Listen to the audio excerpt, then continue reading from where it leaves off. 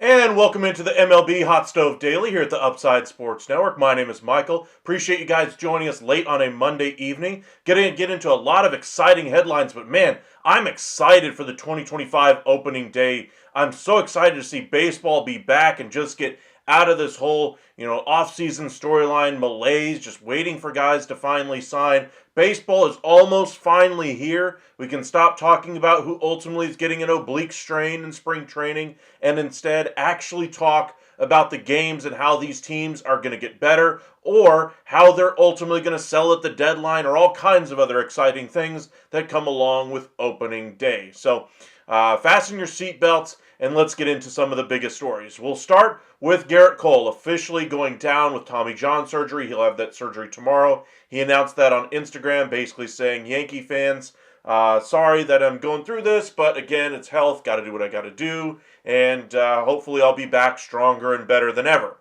Here's hoping that actually happens. But for the Yankees, this is probably about as close to a death knell to their season as they probably could have been dealt in spring training. I think him and Aaron Judge, probably the two guys they really couldn't afford to lose this season.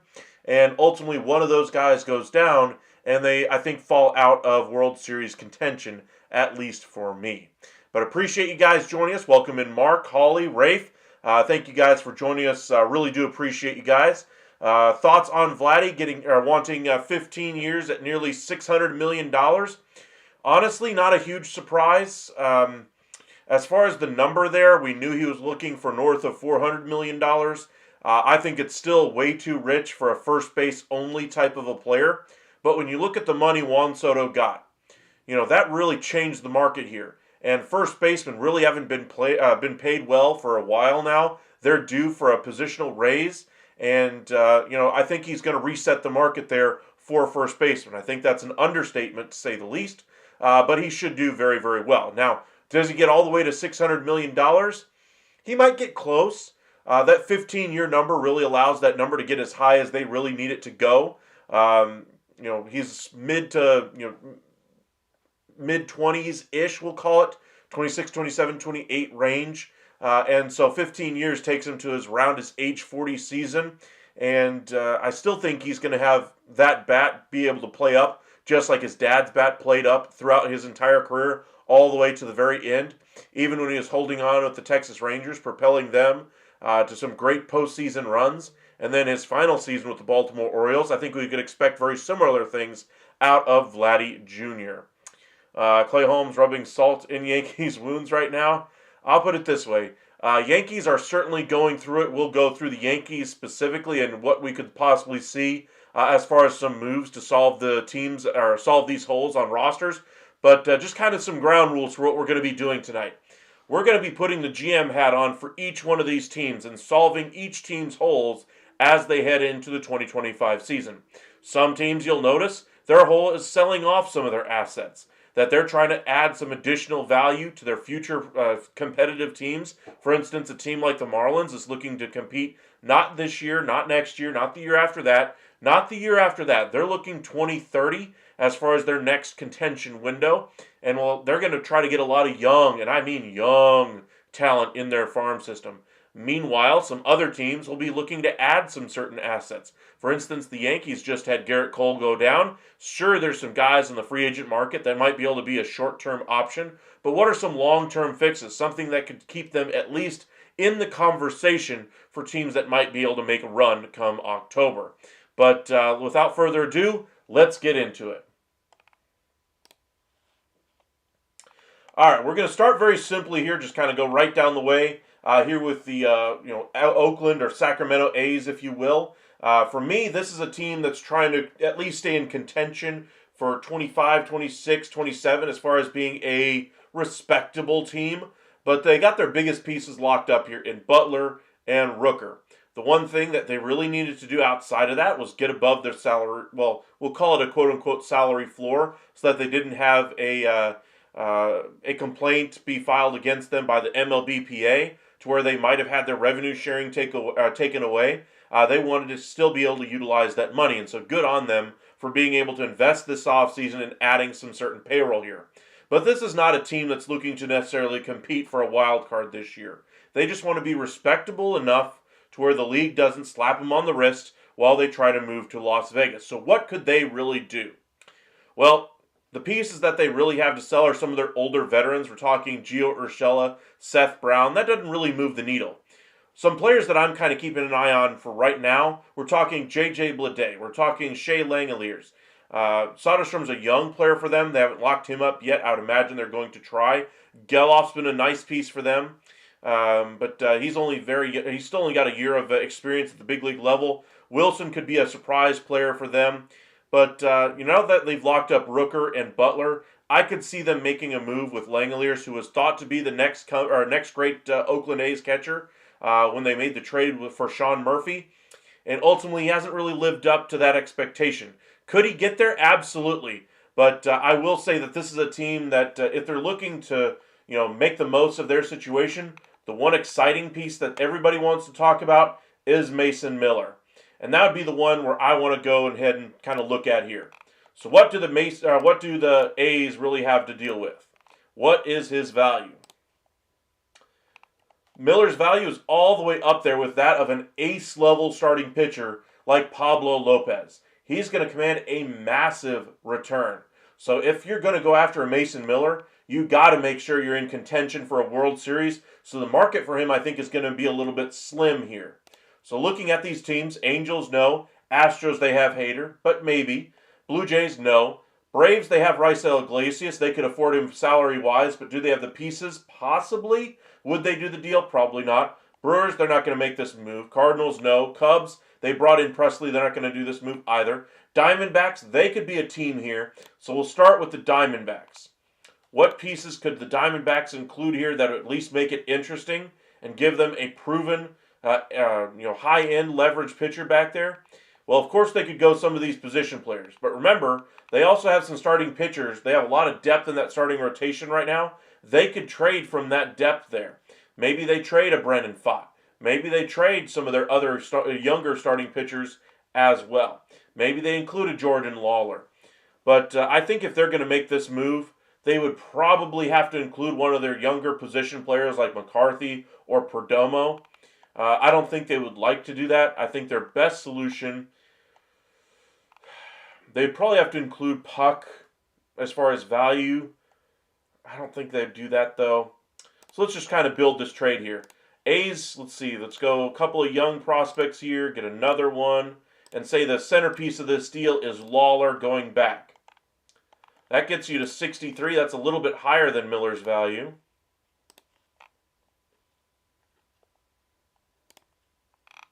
Take out Luis. That's actually not too far off. If we take out the relief pitcher and go with the shortstop, does that get us right there? Pretty close. $2 million difference. Go with an 18-year-old center fielder. There's your trade. Validate it and post it. Diamondbacks really solidified their rotation and bullpen now by getting Mason Miller in there. Puck moves to the 8th inning, and they have a really good 1-2-3 punch in that bullpen to go with some really strong starting pitching. Now, their offense for years could be a little bit lesser because I do believe Lawler is going to be a nice piece for them going forward. The A's certainly take advantage of this situation. I think he would be their third baseman of the future there with the A's, especially with Wilson coming up right now. I think he could be their third baseman starting right now. But this would be a really good team for the Diamondbacks. That would at least have a pitching staff that could challenge the Los Angeles Dodgers. Does this solve the issues for the A's? I think it really does. Gets them some premium blue chip pieces in and some really nice pieces for the future as well. Let us know in the comment section if you were the A's, would you do this type of a move? Locksmart, Jays probably want Vlad to have down years so they can sign him. I don't think even if he has a down year, his price is going to drop all that much. I think worst case scenario, you don't want to wish a player to have injury, but the only way his price, I think, comes down at this point is due to injury. All right, let's keep this train rolling here. Next team we're going to do is the Angels. What hole could they fill? Well, remember, this is a team that's trying to build for the future. So you're looking at getting rid of older players, things along those lines. Miller overvalued, I agree there. But I still think that a team like the Diamondbacks, a team like the Rangers, a team like the Yankees before the injury to Garrett Cole would have paid through the nose for him. I think the Phillies, while I don't think their trade value was necessarily right when they made the offer of Alec Boehm for Mason Miller, I still think they were the one team that's kind of shaken things up at least in the market around Mason Miller to at least say, hey, maybe that number is way too high. And I tend to agree with him. But when you look at the pure stuff, the salary that he has left on that deal, he is going to command a huge king's ransom. And while it is certainly a lot, maybe it's just a little bit too much for certain teams. But again, that's why if you're in this pool, you're looking for really big players. So let's go on to the Angels here. What could they trade away? Neto is a part of your future. Detmers could be a piece that you trade away. Hop, I think, is going to be Hoppy anyway is going to be a piece of their future. Dana, Shanuel, all pieces of their future. Taylor Ward would be an easy piece to trade away. I think the more interesting one would be Reed Detmers. What if we did a stack? Rafe, I don't think anybody trades the farm for Miller. I know he's good, but giving up that much for a closer isn't worth it in most teams' eyes. I would agree with you, but he has 5 years of control. If we were talking about maybe 3 years, I would agree with you that they wouldn't give up the farm. But for 5 years of control, I think teams are really going to salivate over that opportunity. Remember, you're going to be paying him literally nothing for the first 2 years that you're going to have him. Then he's year one of arbitration. That's only, $5-ish million? And that's assuming he still performs at a high-end closer level. You know, you're hoping for that, obviously. Then you're going into year two. You're probably going to be in the neighborhood of around $10 million. Year three of that arbitration, you're going to be looking around 20-ish on the high end. That's a bargain for a closer of his caliber. You just got to keep him from punching walls. That's for dang sure. All right, let's go ahead and do this trade here for the Angels. Where could they make a move here? Detmers could be a nice value add for a team like the Yankees, but I'm going to go a different direction. I'm going to go with the Chicago Cubs because I think they need to add both to their lineup and to their rotation. So this is kind of the stack here I would do. Now, if you're the Angels GM, you really don't want to stack assets like this. The only reason you would do something like this is to get a really valuable prospect. So somebody that's more valuable than Reed Detmers all by himself. That's why you would stack pieces like this. If you're a selling team, very rarely do you see two assets packaged together. We saw that occasionally in the past, but it is very rare. When you're selling, you want to separate those pieces and maximize the value that you get for both. Welcome in, Jonathan. Appreciate you joining us. Didn't think about his 5 years of control. True. All right, but let's go ahead and look at the Cubs. What could they give up? Now, they do have some really nice pieces coming. Shaw, Armstrong, Tucker's still there. Bosch has certainly solidified himself. Cade Horton would probably have to go in this deal. I would rather hold on to Detmers at that rate. Ben Brown probably would have to go in this deal. I'd probably hold on to Ben Brown instead of making the deal for Detmers here. Let's go the different direction. Let's take out Detmers because I don't think the assets really line up for the Cubs. But if you're looking for a bat, maybe you go for Ward. But again, his fit in the outfield would be a little bit peculiar. You have Armstrong, you have Tucker. You still have Suzuki there. Let's try a different team for the Angels here. Let's go with a team that we know is looking for some starting pitching right now. I was leaning towards the Mets, but I don't necessarily think he moves the needle.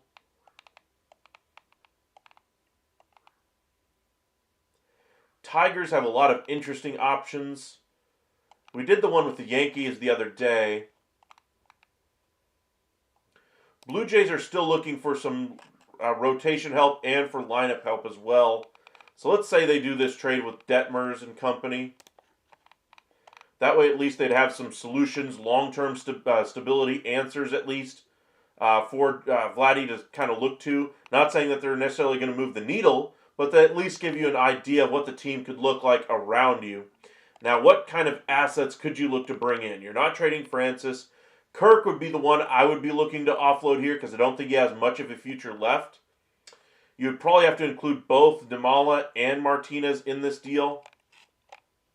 So instead of including both of these guys, I'm just going to do Detmers. So then you go ahead and you make the headliner Kasevich, Yasevich, and your value is already a little high. So then you go back to the Angels. You're going with major league pieces, negative assets. Kind of get to the 2s and 1s first. Somebody that could be a nice piece in their bullpen like a Brock Burke. Maybe to kind of even out the trade. Yeah, let's do that just to make it a little bit more even. There you go. Basically buying 2 prospects there. If you're the Angels, let's look at it. Would you do that deal? You're in asset acquisition mode. Would you rather hold on to Detmers for 4 more years? Or would you rather have the future of Kasevich and Yasevich? Honestly, if I'm the Angels, I'd probably lean towards keeping Detmers with this deal. If I'm the Blue Jays, I'm looking to show that I have major league assets on my roster. I would probably lean towards making this deal. The only reason I wouldn't want to do this one if I'm the Angels, I don't think I'm getting back enough of a blue chip prospect to make it worth giving up Detmers and that 4 years of control. He's an established major league pitcher.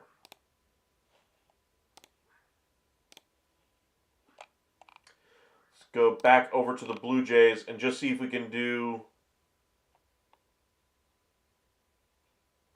Martinez could be their solve for Rengifo when he leaves. So let's say they do that route instead. And then you go all the way down to Muratis. Gets you relatively close. Maybe an Addison Barger. A little bit rich, but not too bad. Rafe, another prospect in the trade, is definitely worth for the Angels' sake. I would do this trade instead if I were the Angels. I'd rather have a former blue chip prospect in Martinez that could immediately step into the lineup. I get a young, controllable starting pitcher, down an A ball essentially, and then Barger, kind of a lottery ticket for the future. Now, if I wanted to do things a little bit more interesting, take out Barger, take out Burke. Then you go down to the younger players here and get another 20-year-old starting pitcher. Validate and post. So there's your solving your hole if you're the Angels by getting in a blue chipper and a couple of future starting pitchers, the one thing they haven't been able to develop in a long time.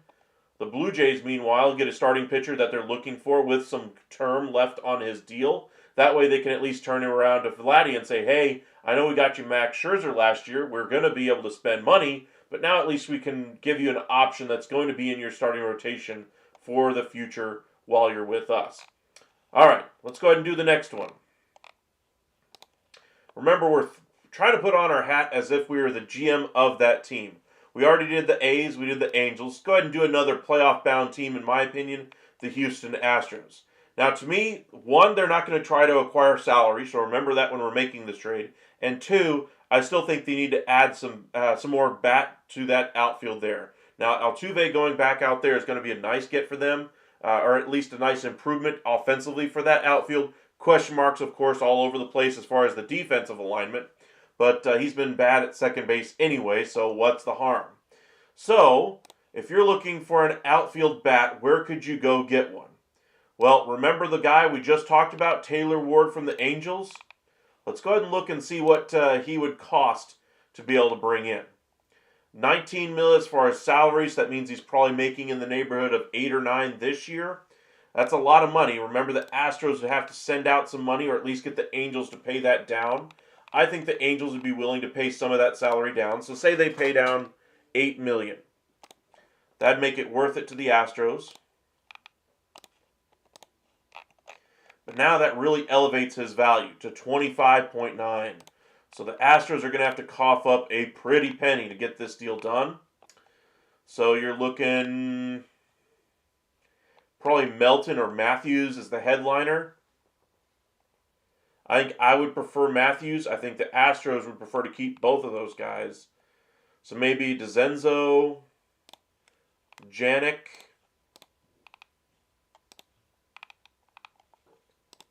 Ferrucci, not sure if I'm pronouncing that one right.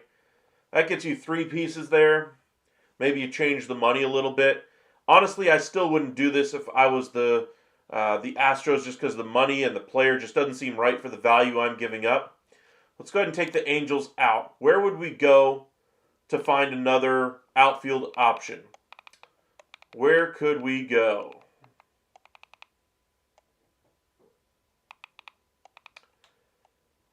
Let's look at the Rays.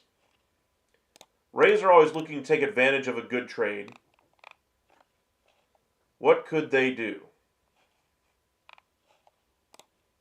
We're looking at the major. Oops, sorry, wrong team. Rays, we're looking at the majors. We're looking at outfielders that could help out. Lau would make some sense. But again, the value is really, really high. Let's go with another team here. A team that might be looking to sell. Cardinals are a team that's going to be kind of in a retooling mode this year. Victor Scott, nobody that really moves the needle offensively, though. Giants, they had a couple of outfield bats that are available. Yastrzemski would be one of them. Lamont Wade would probably be the most cost-effective. That's not a bad option. We'll keep that one in mind. Let's go to look at one more club here.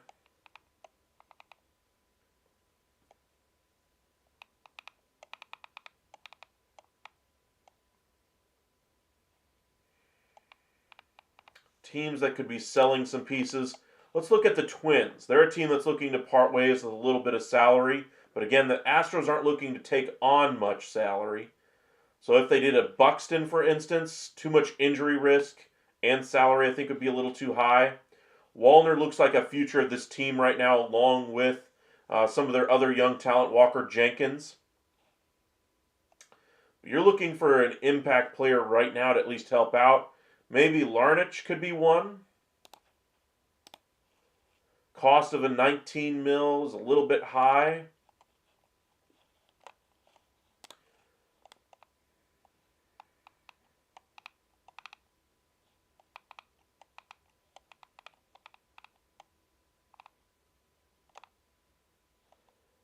I think the Guardians would be willing to part with Elaine Thomas possibly, but not right now. Let's look at the Marlins. They're always looking to sell. Hill could be a nice piece. There was discussions about Sanchez already this offseason.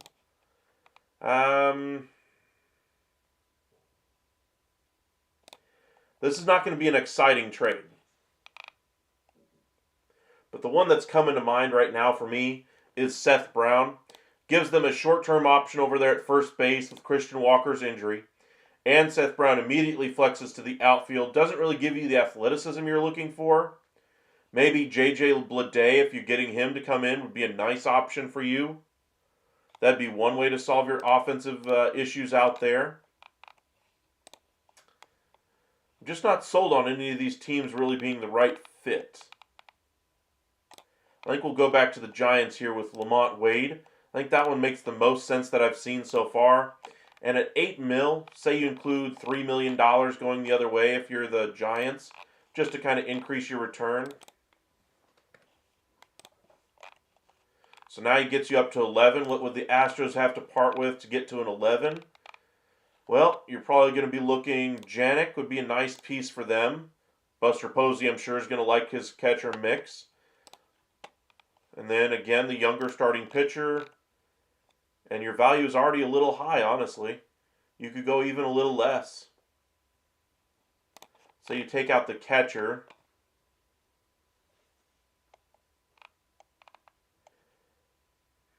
Actually, no. Let's say you leave the catcher in.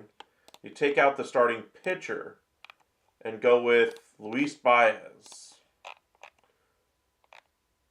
That's still a bit of an overpay to me. Page 2, Parker Smith. That's a little bit better.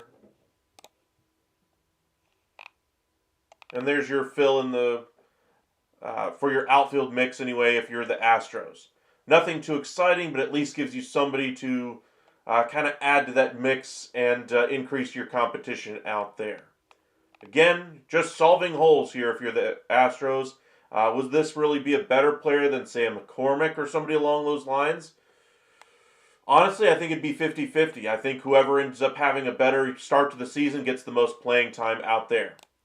All right, let's go on to another team here. Let's go with the Blue Jays. Now, remember, this is a team that's trying to compete right now and convince Vladdy to try to stay.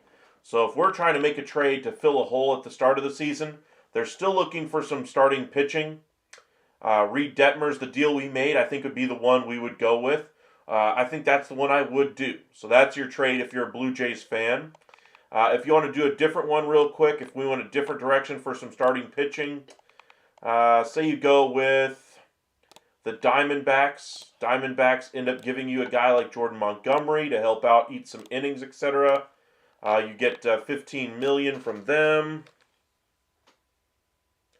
to account for Montgomery's deal. You've already made trades in the past, so you're familiar with each other.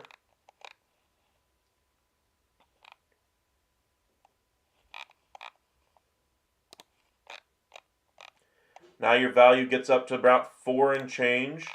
Blue Jays, what would you have to give up for round 4? Young starting pitcher piece, maybe. Outfielder, maybe. I think you'd give up Maraudis. That'd be a fair trade. I think 1 for 1. Validate the trade. Post it. Not too bad there. There's another trade for you if you're a Blue Jays fan. All right, let's keep this thing going here. All right, Braves. What could they do to solve some of their issues going into the year? To me, they still need more starting pitching more than anything else. But they're not going to do just a penny ante addition. They want a bigger piece to their rotation. So what could they do? Well, the one team that does have pieces for starting pitching to trade is the San Diego Padres. So we'll look at their majors for the Padres here. Remember, this is a team looking to offload a little bit of salary, and that would be the only reason why they would trade a Dylan Cease. Maybe you could part with a Michael King. Braves aren't looking to add a whole bunch of salary. Another team you could go with is the Miami Marlins, and I think they could do a little bit of trading here early in the season as well. Looking at the starting pitcher mix, of course you'd go for Alcantara or somebody along those lines. I think that'd be a tough get. I think Weathers for them would be a really good option. So we're going to go ahead and do Ryan Weathers if they continue to have issues with that rotation like I am expecting. What could you get in return? Again, we're looking around 20. They don't have a whole lot in between that range there, so you're probably going to have to give up. Caminetti would probably have to be in this deal. Waldrop would probably have to be in this deal.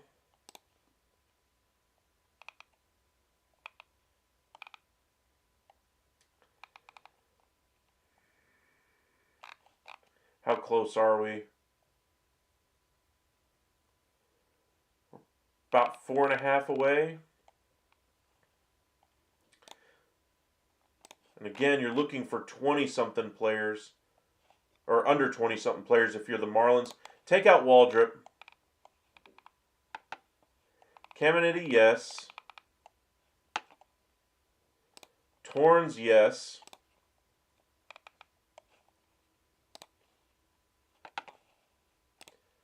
Perdomo, yes. Still doesn't get you really close. Let's go back over to the Marlins. What other starting pitchers kind of fit this description? Cabrera would be a little bit easier of a cost. Quantrill would be a nice get for them. He was signed to be traded. Can you do an Alcantara trade to the Yankees without Jones or Dominguez in it? Yeah, we can do that one. Might actually do the Yankees here in just a minute, so you guys don't have to wait too long for them. I know the Yankees fans are all very anxious what they're going to do.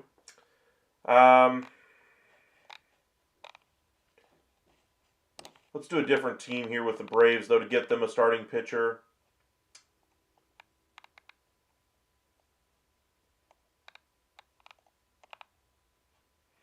Not a lot of teams are going to be trading away some pieces, so if we're the Cardinals, Eric Fetty's had his name about. That could be a nice one. That could go the other way. I would take Perdomo out of this deal and then include a different piece in that same vein. A John Heel. I would probably do this trade if I was both teams. The only question would be, is Fetty enough of an improvement for your rotation to be able to get Caminetti? Not too bad. But again, that's one way I would try to solve my rotation. Now, if I'm the Braves front office, I've already said that I want it to be a notable improvement. Do you guys believe Eric Fetty is a notable improvement over Holmes or Anderson, guys that you're trying to figure out if they have a long-term future of this for this team? And in that way, I don't think the trade would be worth it. So I probably wouldn't do the trade if I was the Braves. I'll give you one more, Braves fans, just to kind of make it worth it for you. So we go back to the Cardinals.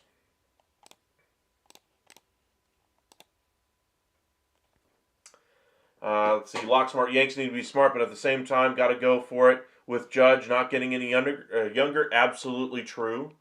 Sonny Gray would be a nice piece, but way too expensive. Michaelis, way too expensive. Nobody else really fits here. I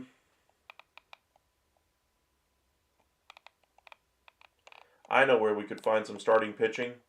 The Rays have a plethora of it at the major league level. And Little has been on the trade market for a while. Braves were one team that actually kicked the tires on it. It's not going to cost them a whole lot as far as salary either.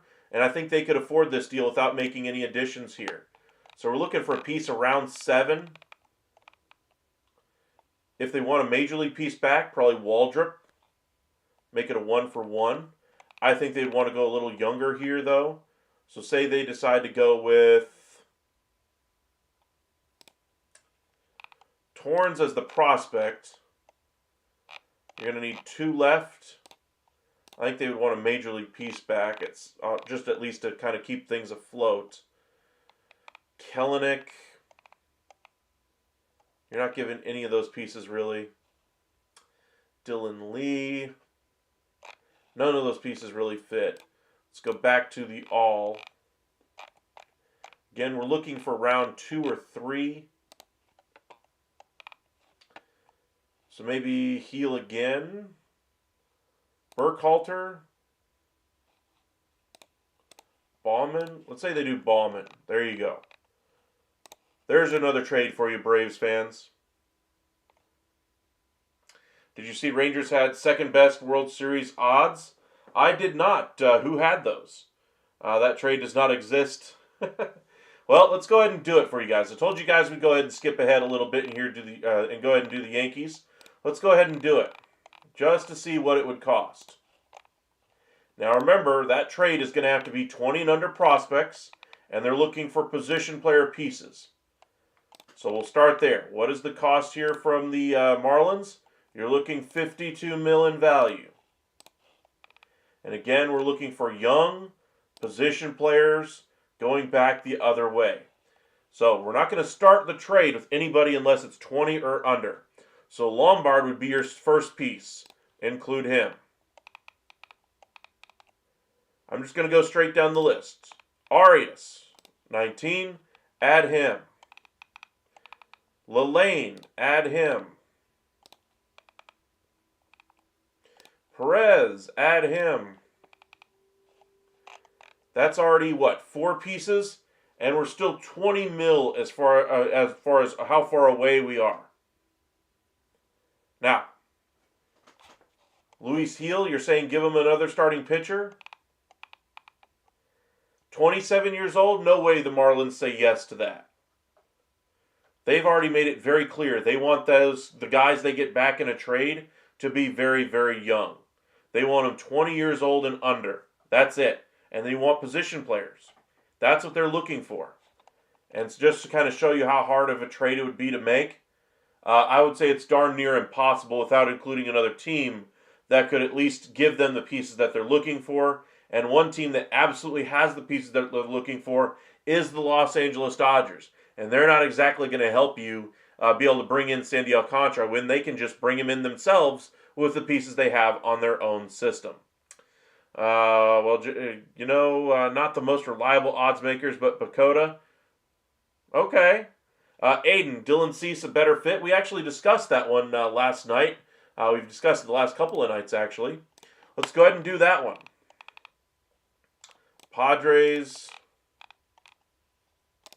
Yankees.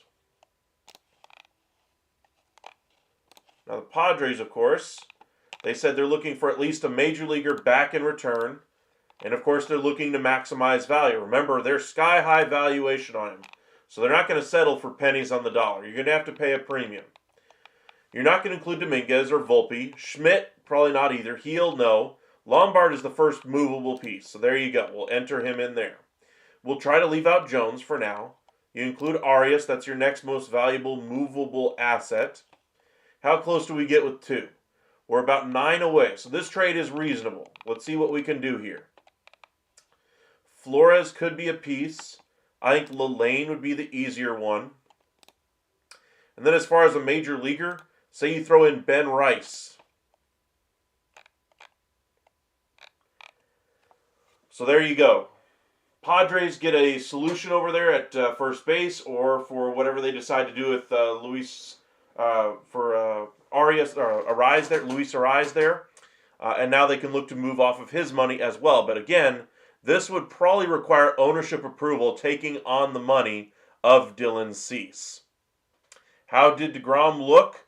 His first start I heard went really, really well. I haven't heard. Did he make a second start yet?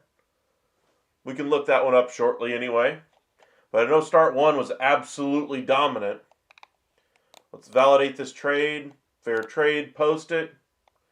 And there's the Yankees solving their issue in the rotation, at least for now. Is it as good as Garrett Cole? No. Is it anywhere as good as I would say Max Fried? No, I think Max Fried is a better pitcher. but it does give them another high-level starting pitcher for that rotation. Um, you're trying to still be competitive. That you never want to say die or give up on a season or anything like that. But with as many injury issues as they have right now, it's kind of worrisome at this point for what the Yankees are as far as how well they're going to finish the year. Aiden, Paul Skeen's ERA is high so far, and he pitches tomorrow. Again, spring training is mainly about guys working on things. As long as they're healthy by the time spring training ends, I don't really take anything away from it. Now, I might have some extra. I might be getting an inclination anyway on a few pitchers that might surprise you as far as having some struggles in 2025 that don't usually have those struggles. We'll probably do a show like that towards the end of the week and kind of do some predictions for you guys. All right, let's try to burn through a few more of these teams before we get to the hour mark. We're already up to 41. Let's see if we can kind of run through a few more of these teams for fans out there. All right, we already did the Braves. Let's go ahead and do the Brewers. We're looking for starting rotation help. They already added some of that. I think they could use even more starting pitcher depth anyway, or at least trade away some older veterans on this roster. So if we're looking majors and we're looking years left, what could they trade away? Savali's only got a year. Quintana's got a year. Woodruff's got a year. Cortez has got a year. They need controllable starting pitching. But I think Freddie Peralta would be a really interesting trade piece right now. So there are some really desperate teams for some starting pitching right now.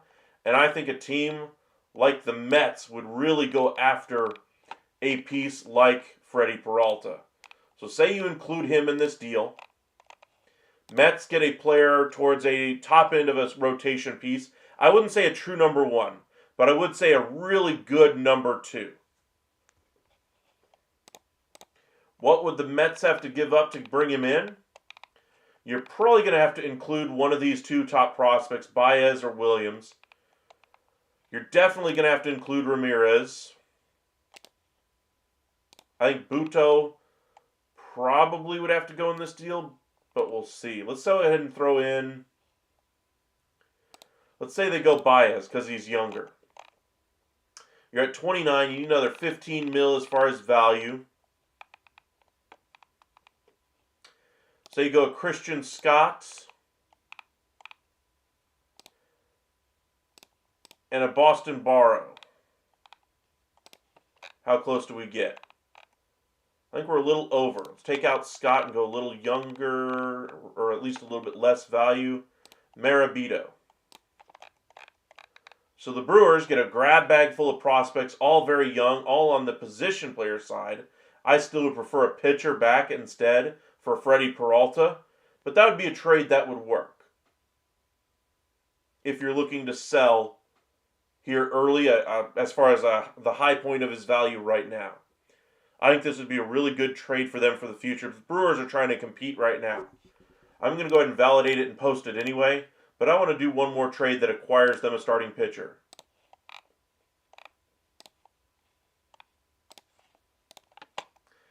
I'm going to go to the Rays once again. Oop.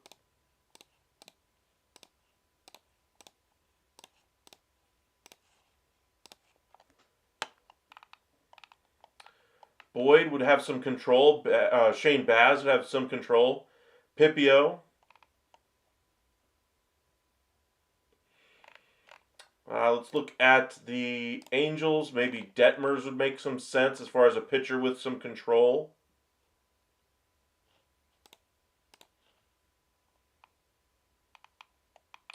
That might be the route you end up having to go. Salary's pretty low. Say you go after a Detmers there if you're the Brewers. What do you have that they would want to come back the other way? I would want Jesus Mate. You're not going to get him. Kira would be a nice piece. Pratt would be a nice piece. I don't think you're getting those. Batoni might be a nice one for you to get. Third base. An enigma ever since they made the addition of Rendon. You're not going to give too many lower level minor leaguers away. Now you might give up a Brandon Woodruff. Save yourself some money on this deal as well. A player that the Angels could turn around and flip as well. Kind of an interesting dynamic.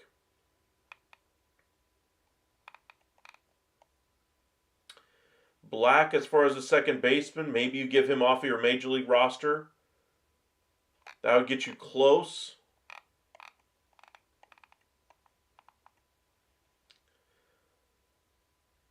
Let's say they tried to save some money here with Brandon Woodruff going the other way. They're not counting on Woodruff being available to start the season anyway, but eventually they're hoping to get him back. But at least this would give them an answer immediately for that rotation. So you bring in Yolfrey Rodriguez. That's a pretty decent trade. Gives you a controllable pitcher for Brendan Woodruff and a couple of prospects. Would I do the trade if I'm the Brewers? I probably would do it. If I'm the Angels, would I do it? I certainly would do it if I'm the Angels. I'm getting two nice pieces for my future, and I'm getting Brendan Woodruff, who I can turn around and flip at the deadline as well. Can I find a right-handed bat for the Yankees? We can. Other teams will offer better players than the Yankees can offer in any trade. Jones, Dominguez, and Rice are unproven. Yankees farm system is rated very low. True. Lombard Jr. will be our future third baseman if they make it that far. I think this is a team that's primed to spend in free agency to solve their needs at first base next offseason. Yankees need to bite the bullet and sign Trevor Bauer. We've talked about this before. Trevor Bauer has been too long since he's been in the majors. No team is taking the PR hit or even taking the risk of signing him just from a baseball perspective at this point because he hasn't pitched to major leaguers in so very long. J.D. Martinez still not signed. Wonder where he ends up. That's a good thought there. In fact, let me pull up MLB trade rumors. Instead of making some trades, let's try to solve some of these issues with free agents that are left on the board. Let's see here. Free agent list. What are some names that we have left out there? So J.D. Martinez, he could be a nice bat, a right-handed bat like you mentioned. Would I do it? I don't know. I think I'd rather keep my versatility rather than clogging a roster spot with a known DH. Kyle Gibson, we've talked about a ton over the past week or so, especially in light of the Garrett Cole injury. I thought he would be a great immediate buy low candidate, comes in, eats some innings, and ultimately could find himself in a regular spot in that rotation as the year goes along, especially if Heel is going to miss significant time this year, as is expected. Ken Rosenthal basically saying he's going to miss a couple of months. Don't get me started on the Trevor Bauer talk. Yeah, true. I don't want to get too far down that road. I will say the man got hosed as far as how his major league career really ended. And, yeah, it's a tough situation for him, unfortunately. You heard Luis Castillo was sent down today. I did not hear that one, honestly. Cubs, Orioles still looking for some rotation help. Noelvi Marte, the piece from the Castillo deal, was sent down. I haven't heard anything about Luis Castillo, though. You heard he'll miss the first three at least. Rosenthal said at least the first two, very likely three, so we'll see. Either way, they're going to be without two big pieces in that rotation for at least half the season. They need starting pitching. But let's look at what we could solve here. Let's try to do a little bit of a speed round as we go through these clubs. All right, so we've already done the Brewers. Let's go ahead and look at the Cardinals. If they're looking to add a piece via free agency, maybe it would be a piece to kind of solve their bullpen if they were to trade away a Ryan Helsley. That would be the piece I'd be looking to trade away. We've done that trade multiple times. Say Texas steps up and brings him in to be their closer. Maybe it costs them a couple of lower-level prospects. Maybe a double-A piece and a lower-level prospect might be enough to get it done. Either way, I think another piece that they could bring in would be a guy like Robertson, who's still out there on the free agent market. He could take over as their closer. Or maybe a Craig Kimbrell, who's still sitting out there in free agency, would be another nice get for them. All right, next team here. The Cubs. Cubs, we just saw, are looking for some starting pitching. Where could they go? We've just talked about Kyle Gibson. I think he'd be a nice get for them. I think Lance Lynn would be even better. I think he'd be the way or be the one I would choose to go for. He's really changed his body type this offseason, and I think he's primed to really have a nice season this year. You can always go for the innings eating Patrick Corbin if you want really poor performance, though. I would choose to sign him to a minor league deal and just see if he can be a decent piece for you to at least soak up some innings in a really bad blowout.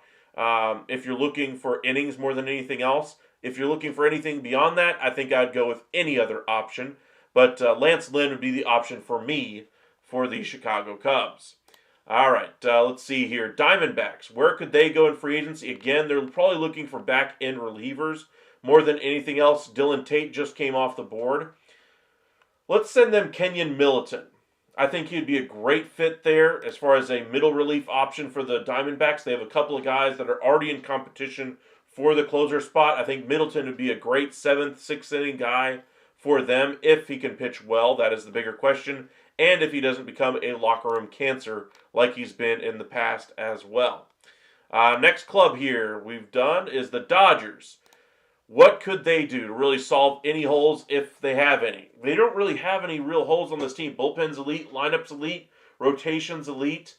If they're looking to, really trump everybody else, maybe a David Robertson. But let's go a little bit off the board here. Let's say they go for another hitter, maybe a guy they can use in a corner. Let's say they go for Adam Duvall, somebody along those lines. Just seeing if anybody else would make sense. Whit Merrifield, they love their multi-positional players. Jared Walsh, maybe. I don't think so, though. I think a bullpen arm would probably be the easiest one for anybody to bring in at this point.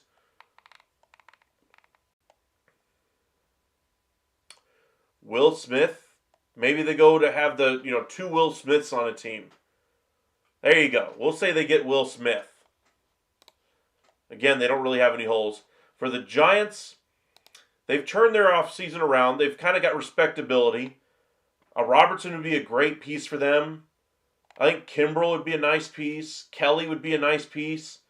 Let's say in free agency they go Joe Kelly. Somebody along those lines. Aiden, the ABS challenge system is good. Can't wait to see it in 27.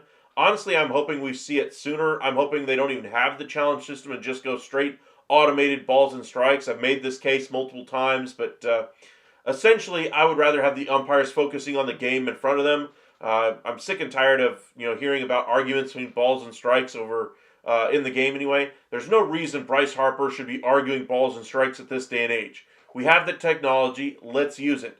Improve it. Figure it out, whatever the case is. But so far, the way things work with the automated ball strikes in the minor leagues has been working really, really well. And I would like to see them go full automated balls and strikes so we stop having these silly arguments and suspensions over arguing balls and strikes. I get it, you like the drama in the game, but come on.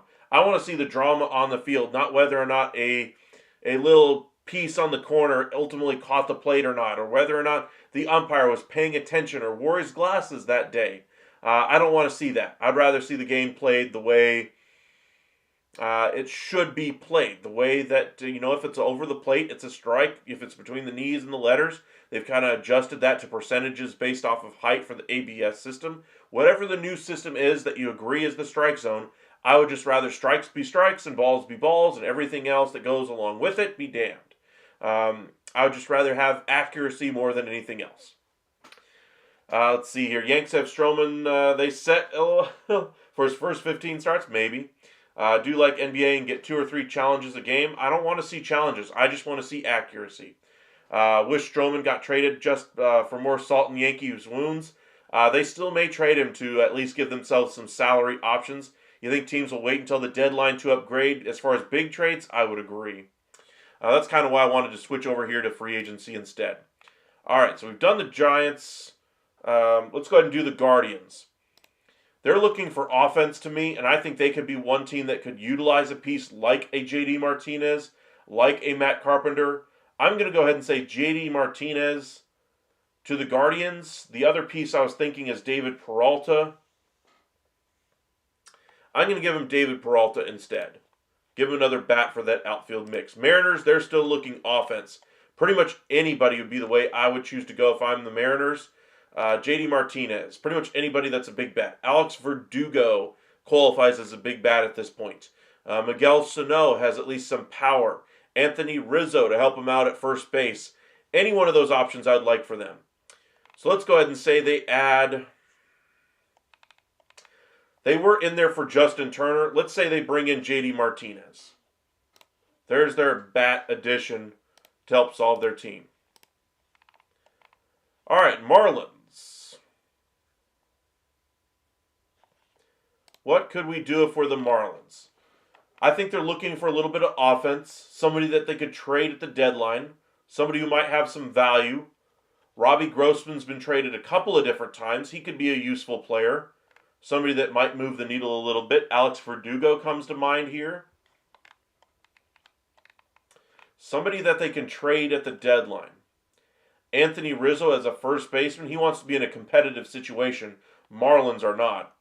Maybe they go catching. Catching is a hard thing to find. Maybe you give it to James McCann as a defensive stopper, if you will, and if he has a good offensive year, he could get you a nice penny via trade at the deadline. So I'll go ahead and give him James McCann. Not that they really need a catcher, but I think that would be a piece that they could trade at the deadline and at least get an asset back for it. Next team we're going to do is the Mets. Where could the Mets go with free agency?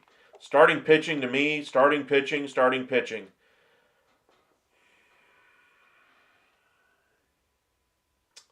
None of those guys really move the needle for me, though, if I'm the Mets. So if I'm looking for a short-term stopgap option, Alex Wood might be able to give you a few starts to start the year. I wouldn't count on him for anything beyond, say, 3 or 4 starts, though. So maybe if he can at least get you through the first month with the injuries that you have, maybe you go for an Alex Wood. Not a sexy name, but I think a guy that would really help them out. Just seeing if there's anybody else who has some starting experience back here. Nah. I'll stick with Alex Wood to the Mets. All right, Nationals. Where could we go? They're looking for pieces that they would also be able to flip at the deadline. Domingo Germán, maybe. Let's say they go bullpen and they bring in Hunter Strickland. Had a good year last year. If he duplicates that this year, he could be had for a decent piece. Say a double A decent player for you. Nobody in your top 20 though. Honeywell, Germán, Simber, Bard. I'll go ahead and say Hunter Strickland though for the Nationals. Orioles. They're not going to have Gunnar Henderson for a period of time. They need bullpen after having Kittredge go down. Let's say they revisit the well here and bring in Craig Kimbrell once again, or a Joe Kelly. I'll give them Joe Kelly since they already tried Kimbrell.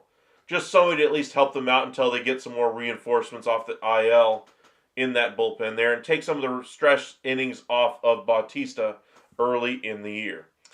Let's see here. Aiden, I would like to see Peraza get a proper chance at third. Don't waste his talent.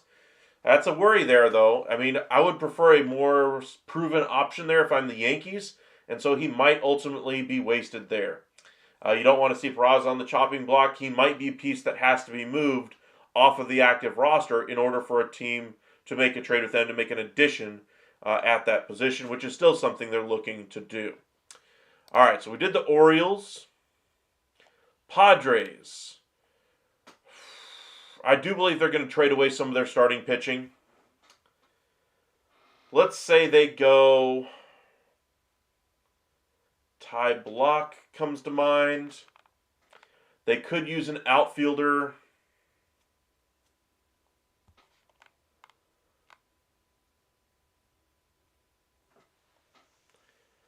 I'll give them Whit Merrifield because they work really well with multi-positional players. They get Whit Merrifield. Phillies. Their bullpen's pretty good.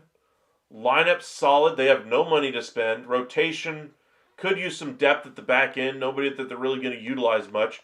somebody that you may even be able to throw in the minor leagues. This isn't going to be a popular one, but say Patrick Corbin here to the Phillies, just as a minor league deal. That way, if you have an injury in that starting rotation, at least he could be a proven guy at the major league level. That might be able to at least lose a few games for you, sure, but at least be able to handle the innings. DeSclafani maybe, but I'll give him Patrick Corbin. I'll give him the benefit of the doubt. He's been terrible for so long. He's due to at least have some type of positive season going forward. So maybe this is the year that he at least has some productivity. All right, Pirates here. What could we do for the Pirates? Offense, offense, offense. I really would like to have seen them bring in Verdugo. And that's where I'm going to go. Let's say the Pirates add Verdugo. Rangers were the next one. And this, you guys know where I'm going. I'm going relief pitchers. I'm looking for bullpen help. David Robertson would be the one I would want. Maybe you bring in a Craig Kimbrell. But I'm going to say David Robertson would at least give you a closer option that's done it before to be able to get that deal done. What's up with Aaron Hicks? Not a good bat. I'll put it this way. Hicks can at least be decent in stretches. Let's see here. Yanks traded a good third base prospect, Caleb Durbin, to Milwaukee in the Devin Williams trade. They did. He was their minor leaguer player of the year there, I do believe. So Brewers will be utilizing him as kind of a multi-positional player in the season this year. I think he'll actually break camp with this club. All right, Rangers add a reliever. Rays. They're not going to add a whole bunch of salary. I think they've utilized a lot of look like they were spent bullpen arms and turned them into productive pieces again. I'll say they get Brooks Raley. Drew Smiley. They've had experience with him in the past. Maybe they turn him around one more time. So I'll say they get Drew Smiley there. To the Reds. I think they need innings more than anything else. I will give them... I'll give him DeSclafani, I think. I'll give him DeSclafani. Not a sexy name. I'm leaning Lance Lynn, but I think he's looking for a more proven spot that he can get guaranteed innings. All right, after the Reds, Red Sox. Let's see here. I would be looking for some options in that starting rotation or in a long relief, middle relief role. So I'll go Ty Block to the Red Sox. I think he's had some good years in the past, a little bit down year the last couple, but could be a nice get for them. Buy low guy. Rockies, I think somebody that you could flip or somebody that could be a mentor. So I would probably go with maybe a return for Daniel Bard or maybe a younger piece in that same kind of a vein.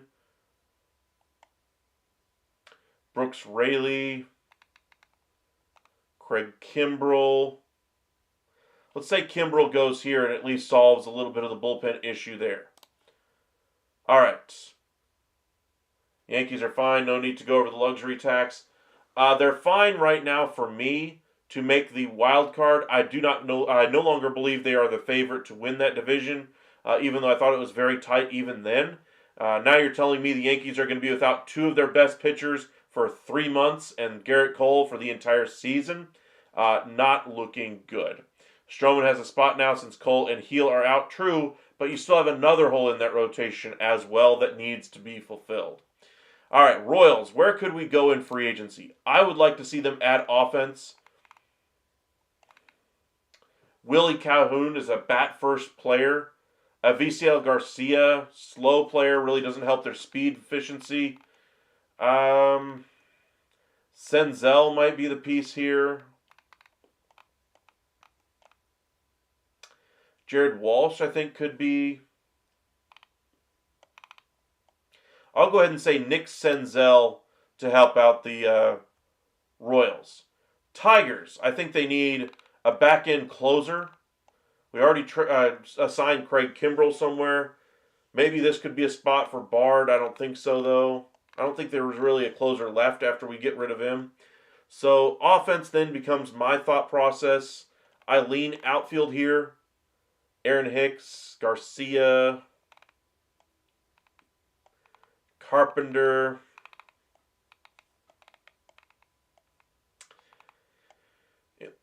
In the bullpen, let's go Simber in the bullpen. Give them at least somebody in those middle relief innings that they can go to as well. With Canely and Chafin there to beef up those middle innings and see if those young guys can handle the back end. We'll say they go that route. All right, let's see here. Twins, only a couple of teams left. To me, they have to get ownership approval on everything, so we're looking very low cost. I think they could, they're trying to free up catchers. I don't think they're going to try to add one. I would like to see them add a first baseman better than Ty France. Let's say they go after Anthony Rizzo over Ty France. Not too bad. Tyler Holton.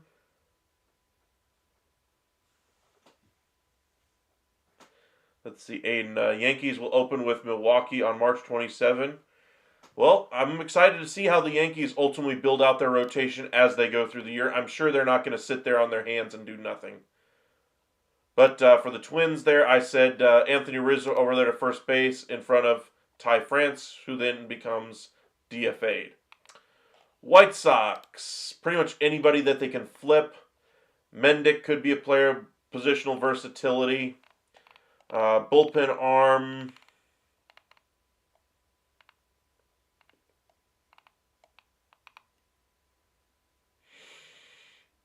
Say they bring in Honeywell and see if they can get him to perform up to expectations. Again, not a real buy high guy. All right. And last but not least, anyway, the Yankees, where could they go to solve their issues in free agency? Well, I'm looking starting pitching. Lance Lynn is the name that sticks out for me, and that would be the one I would choose to go with to at least eat some innings. So there we go. All righty. Appreciate you guys joining us. Wanted to get into some more actual debate with you guys tomorrow night. So tomorrow will be a little bit more of one of our more contentious episodes. So be sure to tune in. We'll post a video tomorrow to kind of tease what we will do. But appreciate you guys joining us this evening. Again, Garrett Cole is out for the season due to Tommy John. Luis Gil is out for at least 2 months, maybe more, with his issue. More spring training issues or injury issues all over the place. And then just want to see if anything is happening before we head out. We did get the Dave Roberts extension, 4 years, $32 million. Let's see here.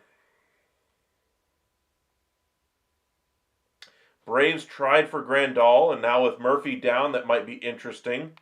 But I still think they're going to try to go younger at that spot right now. Alrighty. Y'all have a good one out there. Got a long day tomorrow at work, but we'll be back live at some point, so be sure to join us. Really appreciate you guys joining us this evening. Y'all stay safe out there, and we'll see you tomorrow night.